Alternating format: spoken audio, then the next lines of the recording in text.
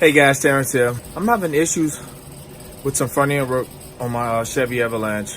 I thought the tires were bad when I first got it, and I got to like 55, 60, had a tremble in the steering wheel, which kind of indicates probably bad tires or maybe a bad tie rod in, but it only happened when I got up to high speed, so I'm thinking the tires probably need bad or maybe need balance, which is kind of rarely the case since the tires came on the truck.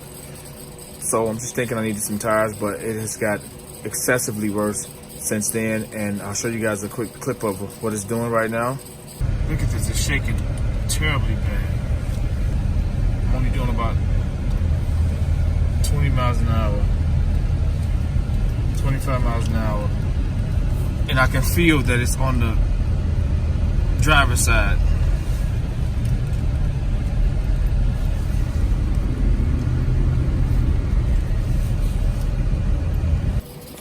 So now that you guys seen the problem, but we're gonna diagnose the problem. We're gonna find out what's wrong. Okay guys, I go to parts to go to in and out of tie rods for the Chevy Avalanche. I'm not sure what applications they'll work for, but I'll put the description, I'll put the link in the description box to the place where I bought the parts from and how cheap I got them for.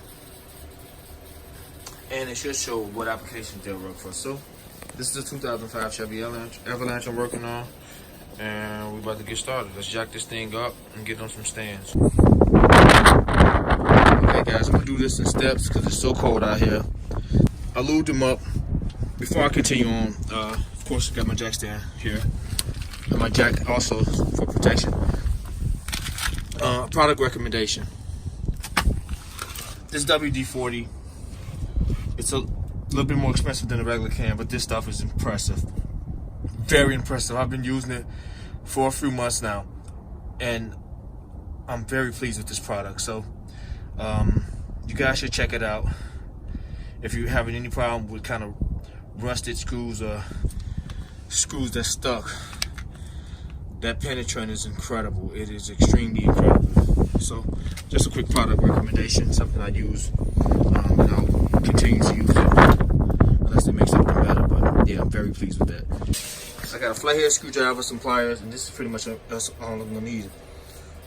Kind of big hammer, a crescent wrench, pickle fork, joint fork, and of course the ball joint. So let's get this one side did first, and I'll be right back.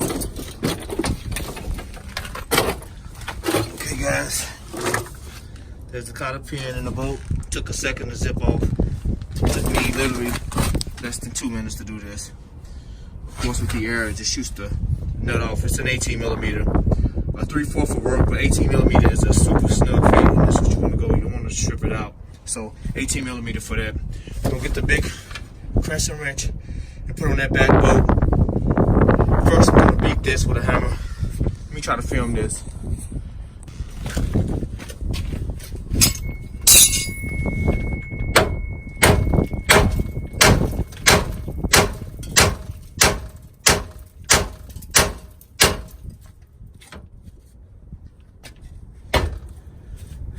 Done.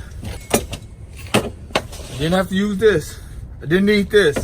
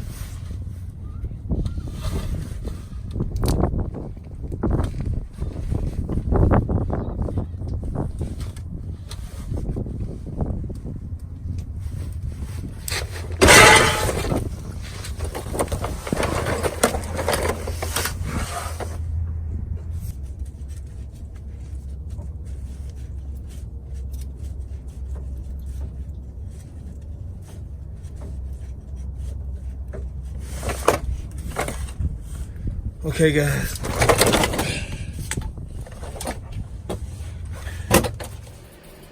All right, I'm back. Okay, I got both parts in here. It's a little warm yet. I got my garage heater on. Feels a whole lot better in here.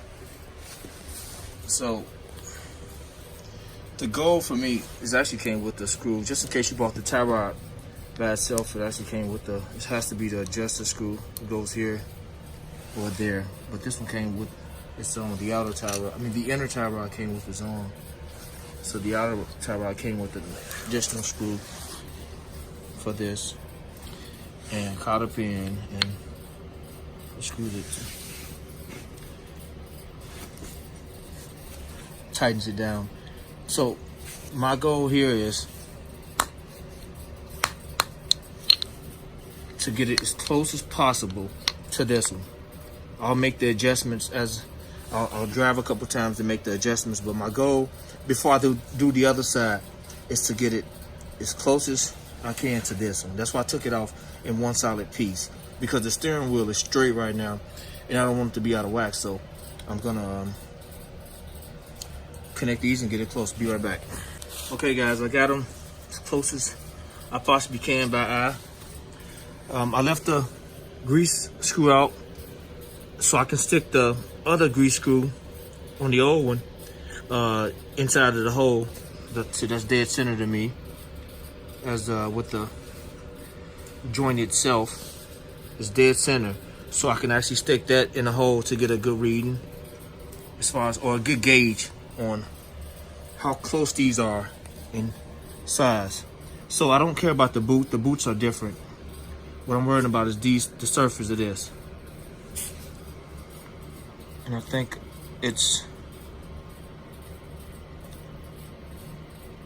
they're nearly identical. So as long as this surface and this surface is flush, and I kept adjusting it until I got it where I feel comfortable, and I think these are perfect. I'll deal with this. If I got to make a slight incremental increase or decrease, that's fine. I'll take the wheel back off, but I'll adjust. I'll do one side at a time because I want to. I know the other side is okay already, so I'll put this side on. I'll drive it to make sure the steering wheel is straight, and if it needs adjusting, I'll adjust it. Then I'll tighten everything down. Then I'll do the next side. So I'm not gonna film the next side. Just showing you guys my routine when it comes to me fixing in and out of tie rods, especially when I'm changing both. So let me install it. I got this tightened down already. I'll put the grease screw in, and get my grease gun ready and lock this in place. Okay, guys, done. This literally took literally 3 minutes to put back together. I'll put the new cotter pin in a second. You can see the holes lined up perfect. I drilled it on. Let's tighten down. Ready for my grease gun. Let's tighten down. Literally 3 minutes, if that. So I'll shoot some grease in it.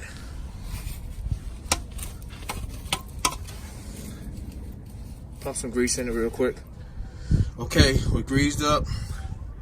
Cotter pins in.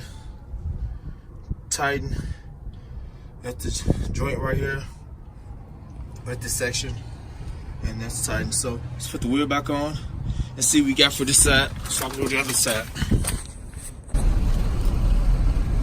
Okay, guys, I'm driving. It's not doing it as bad, but the wheel is straight, which is great. The wheel is straight, so that means I got it lined up perfect, but it's still shaking. Not as bad, so I don't know if both inner tie rods is bad. I don't know. It's still shaking some.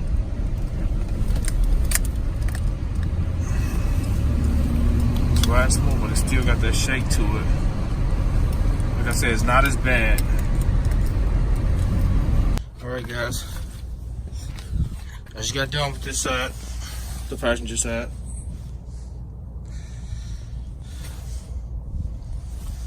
It took literally less than 15 minutes to do. Kind of even them up. Now we're gonna drive it and see where we at. But pop the wheel back on. Hey guys, I'm driving. It's much better, but there's some going on still down there. And my guesses are those idler arms. It's not shaking, it's bad. A tiny bit I feel in the steering, but much better. The good thing is the steering is straight. The steering is straight. But I'll wrap this video up. If you liked it, if you found it helpful, please subscribe to the channel. I got tons and tons of more stuff coming. We're actually doing a massive move right now, moving out of my warehouse. And we're just about done. So subscribe to the channel, hit the notification bell so you guys can see all the cool stuff I'll be uploading, I'm sorry. So stay tuned.